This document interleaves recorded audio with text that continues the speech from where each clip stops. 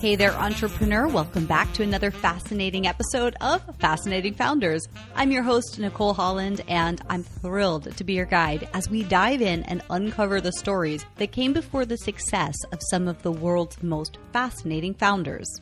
Hailing from a multitude of industries and socioeconomic starts, you're going to learn what's made these fascinating men and women realize their dreams from an inspired idea to millions in revenue, disrupting, innovating, and impacting humanity for the better.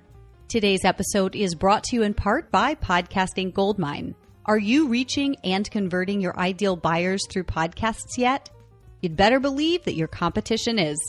The podcast industry is exploding right now, with billions of dollars being poured into it and well over 1 million active podcasts in the directories. In just the past 90 days alone, hundreds of thousands of new podcasts have been added, and the industry will continue to grow whether or not you're a part of it. Your market, my friend, is listening to podcasts, and I would love to personally help you design a strategic podcast marketing plan to help your company scale and reach your business growth goals through podcasts. From getting you featured as the expert guest on premium podcasts that your ideal buyers are already listening to designing and launching a profitable podcast for your company, to show sponsorship and advertising. Podcasting for business growth is totally my jam. If you're ready to take a serious look at how you can effectively leverage podcasts for business growth, visit podcastinggoldmine.com and request a complimentary consultation for us to explore how we can make podcasts work for you.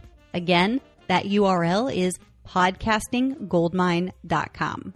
Now, you never know what we're going to get into on an episode of Fascinating Founders. So get your notebook ready, cozy up with a great cup of joe, and let's dive into another inspiring journey with today's guest.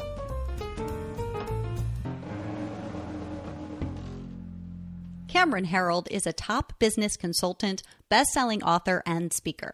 He is the mastermind behind hundreds of companies' exponential growth, and he's touched thousands of businesses indirectly through his work. At age 21, he had 14 employees, and by 35, he'd helped build his first two $100 million companies. By the age of 42, Cameron had engineered 1-800-GOT-JUNK's spectacular growth from $2 million to $106 million in revenue in just 6 years. Cameron's companies landed over 5,200 media placements in those same 6 years, including coverage on Oprah. Not simply a theory guy, Cameron teaches what he knows from experience and is passionate about sharing his experience with today's most dynamic business leaders. Cameron Herold, it is such a pleasure to have you with us on Fascinating Founders. How are you doing today? Good, Nicole. Thanks for having me. My pleasure. So I would love to start. I mean, you are a legend. You have done so many incredible things. I'm wondering where it began. So when you were young, as far back as you can remember, I'm curious what you wanted to be when you grew up. And then I'm also curious what you actually did when you started working. Yeah, it's funny. I actually did a TEDx talk that's been put on the main TED website about 10 years ago about raising kids as entrepreneurs. And it talks about how I was raised as an entrepreneur. I was raised and groomed to be an entrepreneur. My father raised the three of us, my brother and sister and I, all to be entrepreneurial. And to this day, all three of us own our own companies. We all were running our own companies when we were 20, 21 years old. So that's all I've ever really done is, now I had a couple of gigs where I was second in command, but in very, very entrepreneurial companies that I almost felt like I was an owner. But yeah, we all have been entrepreneurs. So my entrepreneurial journey, if I think back to it, we had the entrepreneurial traits. I think that the entrepreneurs have some of that DNA to be an entrepreneur, and I definitely have the entrepreneurial DNA. I have attention deficit disorder. I have dyscalculia, which I flip my numbers, and I'm bipolar. So I've got traits that describe a lot of entrepreneurs. But I was also groomed with these skills that entrepreneurs need: how to think on your feet, how to problem solve, how to feel comfortable speaking to groups, how to problem solve, how to spot opportunities, how to hustle, how to handle rejection, how to sell. My dad groomed us in all these things. So we had, I had a lot of little business ventures that he would encourage us to do. And some would last a day, some would last a week, some would last all summer. but there was all these encouraging to do that and to hustle and be entrepreneurial. And this was in an era where that wasn't cool. Entrepreneurship has only been cool since 98 or 99 when the first dot-com era started to open up. But really prior to that, it was vilified. We were profit-centric and greedy and capitalist. So it hasn't been that long that being an entrepreneur was cool. So I was being groomed in a stage or in a day when he had to also give me the confidence that it was okay to want money. It was okay to make money. So I think my first entrepreneurial venture that I remember, I was 7 years old. I was living in the small city of Winnipeg, Canada. And I was sitting in my bedroom and I had the door closed. I had the phone with the long extension cord on the phone under my door. And I was phoning dry cleaners. I had the Yellow Pages open in front of me and I had my blue ballpoint pen and I was phoning dry cleaners.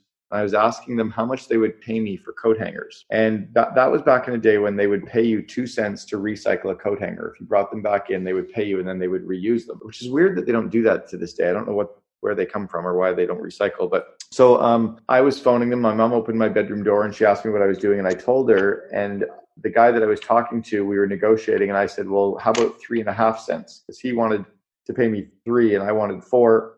And I said, how about 3.5? And he laughed and he said, how old are you? And I said, I'm 7. And he said, well, why would you think that I'd pay you 3.5 cents? And I said, because you can give me 7 cents for 2 instead of 6 cents for 2. And he's like, kid, I'll give you 3.5 cents. So I learned how to handle objections and how to negotiate and how to problem solve and how to hustle. And then my mom looked at me and she said, but where are you going to get the coat hangers? And I proudly and shyly and embarrassingly opened my bedroom closet door. And there were hundreds of coat hangers in there. And I'd been going door to door in the neighborhood, collecting coat hangers from people, and did that so that I would have a product to then be able to sell. That's incredible. That's so wild. It just seemed natural because when I was in the store, I saw them where they said coat hangers 2 cents. So I thought, well, there's the opportunity. And then where can I get them? Well, people have got them. And if I can ask for more money, then I might get more, because my dad always taught me if it's worth having, it's worth asking for. So those are little lessons that stuck, right? And I could give you 18 off the top little businesses like that I had before I was 17, 18 years old, and then I had my first real business I had 12 full-time employees when I was 20 years old. I started a house painting business. Let's go back to that then. So house painting business, you didn't just all of a sudden have those employees. So you'd already been practicing this gift that you had to understand these concepts that most people struggle with. And you were able to turn ideas into profit very simply and easily. So when you realized, okay, I want to start a house painting business, can you just give us a quick timeline of how that looked? Yeah, so I ended up getting a franchise of a company called College Pro Painters, which was giving franchises to university students to run house painting businesses during the summer. But remember, during my teens and even earlier years, I was taught how to be a good leader, how to speak. I was winning public speaking competitions. I was doing door-to-door sales. I was running all these little business ventures. I was the top cub. I was the top scout. I was on the leadership team of our sports group at the school. I was on the student council. I was, coaching a ski team. I was doing all these ventures when I was still pretty young. So when I applied for this franchise, they looked at my list of things that I'd already done. They're like, wow, you've been leading people forever and you've been selling already and you understand hustle and you're tenacious and you set goals. So that's why I got the franchise, was I was groomed to have all those traits. Because I actually had a couple of friends who I ended up seeing their names on the list of people that were being interviewed for. I was like, whoa, I got to get this instead of them. So that's probably why I got it. Then they trained us on how to run a business. And I was so scared that I would screw up that I just did everything that I was told to. Probably the only time in my life I've ever followed the rules, but they gave me the franchise manual of all the things to do. I was so scared of screwing up that I just did everything. If it said yellow keychains, I had yellow keychains. If it said knock 4 times, I knocked 4. I did everything by the book, and sure enough, it worked. So I realized that there was shortcuts, there were systems, and if you followed those in business, they would work. And some of those systems I still use to this very day. In fact, I even hired Kimball Musk, Elon's brother, back in 1993 to be a franchisee for me and taught him systems on how to grow companies.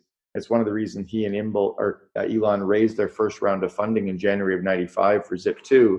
They talk about College Pro Painters in Elon's book as being the reason they were given funding, because Kimball knew how to run a business and it was just the cheat sheets that we followed. So that's kind of the starting part of my story is that training. Amazing. And then you didn't stick with that forever. So what happened? How did you decide to move on from that? And yeah, walk us up to like where you are today, if you will. I know that's a lot. Yeah, so I was with College Pro Painters as a franchisee for 3 summers, and then I left there and I went full time at the head office coaching franchisees. I ended up coaching 120 entrepreneurs by the time I was 28 years old. I coached franchisees in Ontario, and then also I opened Washington and Oregon for College Pro Painters, and did millions of dollars in house painting in 4 months for College Pro. When I opened Washington and Oregon, I hired 220 employees in 4 months. So I understood how to scale a company quickly, how to do it in a different marketplace. I left there in October of 94. I actually applied for a vice president role and they gave it to the founder's brother. So I called nepotism and I quit the next day. I'd been the highest rated general manager in the program, and so I quit. They gave it to somebody else, and got involved with a friend of my dad's who was starting an auto body chain. And I came on as a small partner in the business, and I was franchising that side of the business for them. And we built out 54 franchises in a few years of auto body chains. We built up what is called Boyd Auto Body in Canada, and it's called Gerber Auto Collision in the US. I really hated auto body. I didn't like anything about it. I liked franchising and the business of business and doing some acquisitions and the branding and marketing and sales, but I really didn't like the industry. And they were getting ready to take the company public. So I sold my shares. They took the company public. I left and was hired as president of a private currency company. So a small business similar to what Bitcoin is doing today. We did it 20 years ago, and we had 30,000 businesses buying and selling using our electronic currency instead of the US dollar. So we had Starwood Hotels, Avis Rent-A-Car, Budget Rent-A-Car, Hard Rock Cafe, Bose Stereo, all using our digital currency. We sold that company to a US public company. And I left there and I was hired as the second in command, the COO for a small business out of Vancouver, Canada. I came in as the 14th employee for 1-800-GOT-JUNK. And then I built them from 12 locations up to 330, from 2 million to 106 million. And when I left, we had 3,100 employees system-wide. I left there. That was 13 years ago that I left there, and I started coaching entrepreneurs and CEOs all over the world. And I've been coaching. I've done paid speaking events now in 26 countries and 6 continents. I've coached real businesses with real employees, and yeah, that's what I've been doing. Written 5 books, etc. Amazing. So do you miss the being inside of a company structure, your own kind of thing, or not at all? Well, I've got a company today that I own where I've got employees and suppliers and bankers and accountants and marketing teams and moving parts and events. So smaller than what I've been used to running, but it's there. It's got all the pieces that you have to be involved in doing. So I get to play, but no, I don't miss the operational day to day of a big team and meetings and stuff. I've done that as well. I've had that brand. I've had the press about me, and I kind of like to travel. I took 10 weeks vacation last year where I didn't work for 10 full weeks, and I take a lot of time off to go to events that I want to and live where I want to. And that was a lesson my dad actually taught us at a very young age, that being an entrepreneur, you control the time, you control your time. And it was more for me about how do I actually have the time to do what I want to do, when I want to do it, where I want to do it, versus how much money that I want to make. And then at the same time, I ended up making the money too. Beautiful. So focusing on what you want and what you need comes. Yeah, exactly. That's great. And I know that you're having such an amazing, powerful impact on the COOs that you serve through COO Alliance. And can you talk about how you started building that business? It was really listening to my customers, where a lot of the CEOs that I was coaching, my coaching clients tend to have 50 to 500 employees. And so they're running real businesses with real moving parts. And a lot of them had a second in command. And they wanted me to coach their COO or their VP operations or their president on how to grow the company. And I started listening to them, and they all had similar issues and problems. So we just organized a small group and got 10 of them together and made sure they all met each other and got to know each other. And by doing that, they wanted to continue on meeting. So that just became the impetus of it. We've just signed 18 new members over the last 9 weeks. We've got our next event at the end of February. We'll probably have about 40 people at that, another 40 at the one in April. We just keep kind of cycling people through, but we do 5 events per year, and they pick 3 of the 5 events to go to. So the goal is 100 members at the end of the year. We'll then add a 6th event. They'll pick 3 events of the 6. Just kind of scale it out that way.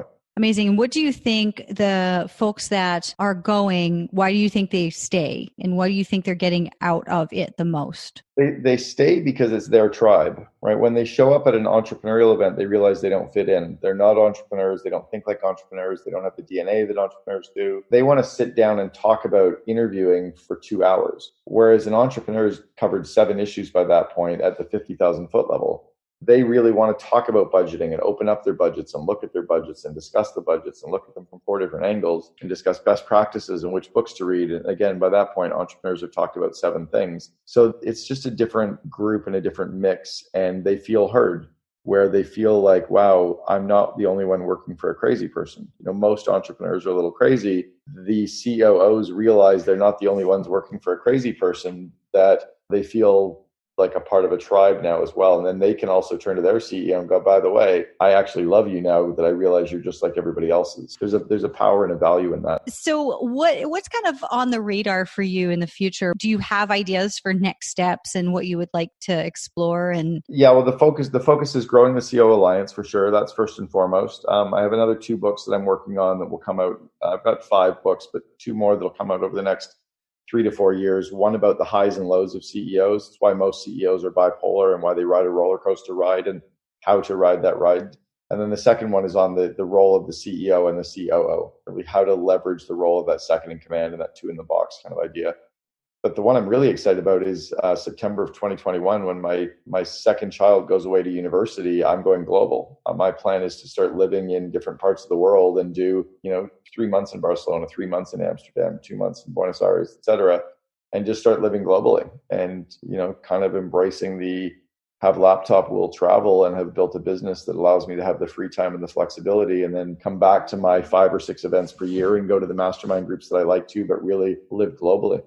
I love that. I think it's so important that we think about these things, right? Because I think as entrepreneurs or just humans in general who get into something and into a mode and they kind of get into that doing space and riding the roller coaster and trying to manage the things, and sometimes we forget what really matters to us. And I just think it's so great that you're doing that. And you had your reasons for not doing that. I'm imagining like having children, as you said, that your son's going to go off to uni. So it's like, okay, well, here's an opportunity then for me to do something that's more fulfilling in the lifestyle that I have. I don't know if that makes any sense, but I think it's like I've been talking with people a lot because last year I decided I wanted to sell my house. I wanted to travel throughout North America because I have 2 cats. I wanted to go by road and stay in places like 4 to 6 weeks, stuff like that throughout North America. And recently, so within the last couple of months, I discovered, what might be fun? Just getting an RV. So I'm in the process now of selling my house and looking at these modern mobile homes and looking at going off the grid and things like that. Because the truth is I can do whatever I want and make it work. Totally. And we also only get one life. Why wouldn't we? But so many people don't ever take their head up and look around and go, where do I want to go? So they just end up older and dead. And they've had some life, but they haven't decided to design it and live it. And I think we're in just such an amazing time right now to be able to work globally with laptops and Wi-Fi and internet access and digital. It's amazing that we didn't have this opportunity 20 years ago. This is very new. But outside of that, it's not that hard to even pack up and move to a different city. And I'm amazed there are people that don't do that. It's like, well, if you're not happy living in Iowa, what the hell are you doing living there? Move to San Diego or move to Austin or move to Hawaii. No one's holding you there. I think that our listeners are on the same page here. But in case there are some listeners who are maybe thinking, well, I've got this and I've got that and I've got my, my staff, and before we wrap up, because I'm aware of the time, I want to wrap up and I want to have you leave us with some mindset hacks or processes or thoughts that people, might want to consider about how they're keeping themselves tethered to the post. One of my books that I think is great for our listener is The Miracle Morning for Entrepreneurs. And I co-authored The Miracle Morning for Entrepreneurs with Hal Elrod. And in that, one of the things I talk about is the vivid vision concept, the concept of rolling the camera ahead 3 years and designing what your company looks like, acts like, and feels like, or describing what your life, your personal life, looks like, acts like, and feels like 3 years from now, so that you can reverse engineer every sentence of that. So that's the first step, is just kind of beginning with the end in mind and being able to then work it backwards. But the second part is I was talking to a friend about this the other day, and they were, well, isn't it expensive to live internationally? And you've got all the Airbnbs and your travel costs and food. I'm like, okay, wait, regardless of where I live, I have food. If I'm in Amsterdam or I'm in Vancouver or I'm in Scottsdale, I have food. And the rent I'm paying or the mortgage I'm paying and the interest I'm paying and the utilities I'm paying, all of that becomes like an Airbnb or a bed and breakfast or a long-term rental place anywhere. And more often than not, it's cheaper living all over the world than it is in some of these North American cities. And then I get rid of my car insurance and my car lease and my car gas. And that becomes like walking everywhere like you do wherever, or a bicycle or Uber or whatever. So life is pretty much the same or cheaper globally. And then all this stuff that's here, I don't really need all this stuff. Like a lot of the stuff is like cutlery and dishes and shit. Well, that's wherever I am anyway. And then it's like a few pieces of art. And the reality is I might actually take a couple of pieces that I like with me and I'll put them up everywhere. And then the rest of it I'll throw into storage for when I get old and decide to come back to North America and have a place. But outside of that, I've got friends everywhere and I really like exploring. You know, a lot of people don't. Well, I really do. And I've got friends. I'm lucky that I've been able to build a network of friends globally and I keep in touch with friends. And I also have a sense of adventure and want to go explore. So in addition to, you have the Miracle Morning for entrepreneurs, you have the Vivid Vision, you have PR. Can you like go through all the... First book was called Double Double. The second book was Meetings Suck. My third book was Vivid Vision. My fourth was called Free PR. And the fifth was The Miracle Morning for Entrepreneurs. So we'll have all of that in the show notes so folks can check those out. And where can people go to learn more about you and get in touch? .com is probably the best place for them to go. And then also, if they love listening to podcasts, listen to the Second in Command podcast, because I only interview the COOs for companies. In fact, today I just interviewed for our Valentine's Day guest, the only time I've interviewed a non-CEO, and I interviewed a woman who's an expert on the spousal relationships of CEOs. So it's being an expert of the spouse side of the CEO relationship, whether it's a male or female CEO. But the Second in Command podcast is a great way for them to explore me as well. Thank you so much for being here today. And there you have it. Thanks again for tuning in. I do realize that there are about a million other things you could have been doing over the past half hour, and the fact that you chose to spend it listening to this podcast means the world to me. I would love to know what your biggest takeaway from today's episode was, so feel free to send it on social, tagging me at the Nicole Holland on Facebook or Instagram, or send me a message from my website, fascinatingfounders.com. You'll also find show notes with the transcript from this and all other past and future podcast episodes on the website. That URL once more is fascinatingfounders.com. Thanks to my podcasting goldmine team for the production of today's episode, and a special shout out to Effie Ceruti for composing the intro and outro music for this season. If you're looking for custom composed music for your own podcast, or any other aspect of strategy, design, or production for your existing or new podcast, the Podcasting Goldmine team can help. Give us a ring at 218-GET-SEEN or contact us through the website for a custom quote. And once again, if you are ready to explore effectively leveraging podcasts for business growth, visit podcastinggoldmine.com and request a complimentary consultation to explore making podcasts work for you. Again, that URL is podcastinggoldmine.com. Coming up on Fascinating Founders, I'm excited to introduce you to more fascinating men and women who've taken their inspired idea and against all odds have grown it into a multi-million or billion-dollar enterprise. Until next time, this is Nicole Holland signing off.